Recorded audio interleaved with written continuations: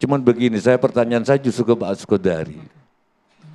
Kita berteman dan saya tahu bahwa sampean sangat membela Jokowi kan. Itu sangat dulu ya. Walaupun sekarang ngebela Prabowo, mungkin karena keberlanjutan ya Prabowo. Pertanyaan saya ketika meredam ada Pak Prabowo, ada Bu Mega, ketua-ketua partai dan ada ketua MPR, Gibran kok nggak ada ya? Itu ada apa ini? Dan betulkah kata teman-teman bahwa ojol-ojol yang dikumpulkan oleh Gibran adalah ojol-ojolan? Enggak, ini pertanyaan, ya gitu loh. Karena sepatunya aja 2 juta katanya gitu loh. Dan gitu loh. Itu aja pertanyaan. Bang Kodari langsung dijawab tanpa basa-basi Bang, tanpa muter-muter Bang, to the point aja Bang Kodari. Begini, saya nggak hadir ya pada acara di mana Presiden bersama dengan ketua-ketua partai tampil pada waktu itu. Tapi saya kira jawabannya itu, bahwa itu adalah forum Pak Prabowo bersama ketua-ketua partai yang berada di parlemen. Sekaligus juga itu jawaban terhadap pertanyaan yang pernah diajukan kepada saya. Kenapa Mas Kaisang tidak ada dalam pertemuan tersebut? Mas Gibran? Sekaligus kan saya udah bilang. Oh sekaligus. Ketua Umum PSI? Ketua PSI. Kenapa Mas Kaisang nggak ada? Karena PSI tidak punya kursi di parlemen, tidak masuk ke parlemen. Jadi itu adalah forum Pak Prabowo bersama dengan ketua-ketua partai yang punya kursi di parlemen. Nah, kenapa kursi di parlemen? Tentunya satu yang terlibat dalam proses pembuatan kebijakan, baik dalam pemerintahan maupun di DPR. Karena wakil-wakil dari partai politik yang ada di DPR itu ketua umumnya adalah mereka-mereka yang berdiri bersama Pak Prabowo. Dan itu juga yang menjelaskan kenapa di situ ada Pak Bahlil, ada Pak Zulhas gitu. Tetapi kok ada Bu Mega juga? Karena memang forumnya bukan forum pemerintah, tetapi forumnya adalah forum yang di mana Pak Prabowo bersama dengan ketua-ketua umum partai. Gitu. Kenapa tidak ada wapres tadi, Bang Kodari? Ya, kan presiden sama wakil presiden satu paket. Begitu aja kok repot. Saya sendiri kalau ada acara, biasanya kalau ada Pak Kastap saya nggak perlu hadir lagi. Besok nih ada acara nih, ya meninjau perumahan, ya yang beberapa hari selalu hadir. Saya beberapa hari lalu hadir, Pak Kastap nggak ada. Besok itu Pak Kastap hadir, saya ngapain hadir juga? Karena antara kepala dengan wakil itu adalah satu paket Pak. Supaya tidak redundant, supaya tidak tumpang tindih. Bu Mira dari buruh juga dilibatkan oleh Presiden Prabowo Subianto. Pertanyaan berikutnya, yang nomor 2 pertanyaannya apa? Wapres. Ojol-ojolan tadi saya kan. juga nggak bisa ngomong. Kita kalau nggak hadir di tempat itu, kita jangan terlalu sok tahu ya. Ini Ikram bisa cerita karena ada di lapangan ya Ikram ya. Gitu. Saya nggak ada di situ. Foto-fotonya bisa ngomong. Bang Kodari. Tapi jawabannya yang saya dengar, yang kira-kira saya tahu ya. Mas Gibran itu mau ketemu dengan ojol, lalu komunikasi dengan apa tuh namanya aplikator itu, Gojek ya, Gojek. Nah komunikasi dengan aplikator yaitu Gojek begitu. Nah Gojek mengirimkan orang-orang tersebut. Perwakilan ya. Perwakilan. Nah siapa yang datang? Ya tergantung kepada Gojek. Mas Gibran juga belum tentu hafal. Karena kami ingat betul Presiden Prabowo mengundang semua pihak, bukan hanya ojek online, tapi buruh juga dilibatkan. Bu Mira harus bersuara di Catatan Demokrasi sesaat lagi Bu. Kita harus jeda terlebih dahulu pemirsa.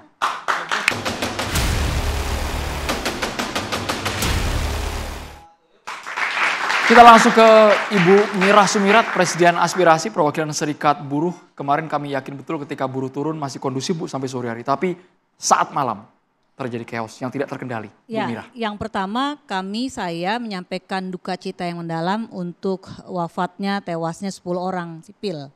Ada dari ojol, mahasiswa, ada yang lulusan dari SMK, ada juga tukang beca, ada staf DPRD. Dan kami berharap tidak ada lagi korban jiwa untuk setelah ini.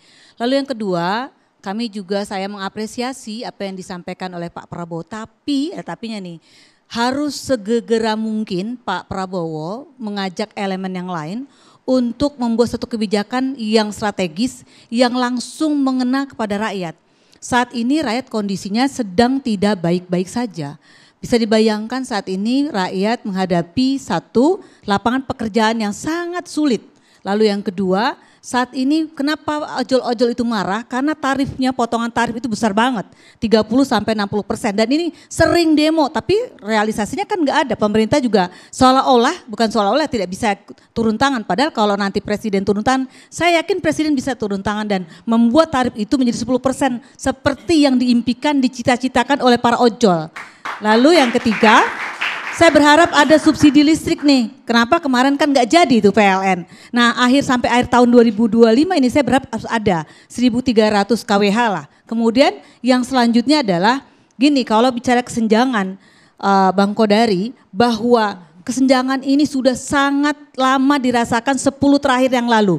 Undang-undang Cipta Kerja Omnibus Law itu bikin sengsara rakyat, hampir semua elemen rakyat disusahkan, disengsarakan. Bagaimana kami di sana untuk naik upah aja sulit. Lalu kemudian kami dihadapkan dengan komunikasi publik dari pejabat negara yang tidak etis, tidak bijaksana. Jadi sehingga kemudian kami marah gitu loh.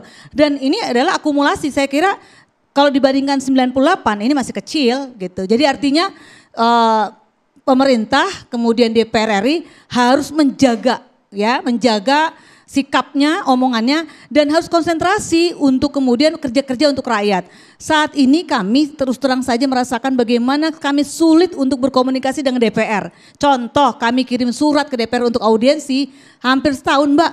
Itu nggak ada reaksi, itu harus ada ordal. Dan kita dipertontonkan dengan para pengusaha skincare dengan gampangnya dia RDP dengan DPR RI. Ini gimana mentang-mentang ada ordal gitu lah. Lalu kita,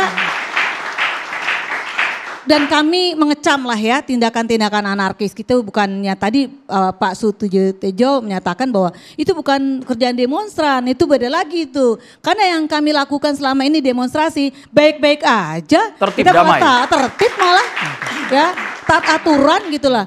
Tetapi sekali lagi bahwasannya peristiwa hari ini jadikan pelajaran penting bagi siapapun pejabat publik negeri ini, yang bahwa rakyat kemarin kita melihat sama-sama rumah almarhum Afan Kurniawan, bahwa 3 kali 12 meter atau 11 meter diisi 7 orang.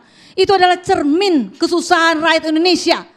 Artinya di depan mata loh gedung DPR Jakarta nggak jauh ada orang-orang miskin.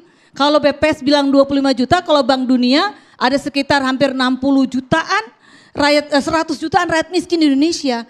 Artinya ini yang empatinya di mana gitu loh. Kemudian muncul dengan seenak-enaknya saja ada pengumuman kenaikan gaji yang buruh pekerja ini kalau minta naik gaji susahnya minta ampun.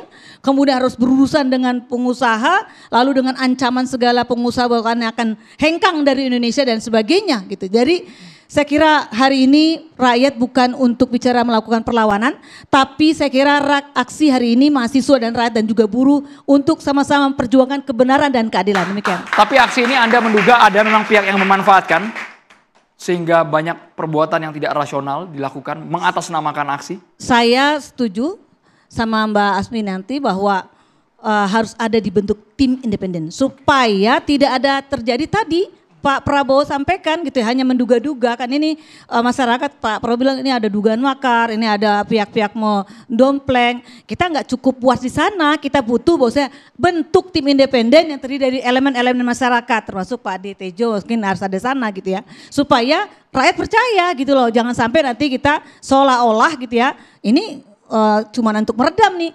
persoalannya nggak bakal bisa selesai, yaitu apa? Kemiskinan dan kesenjangan sosial yang merata.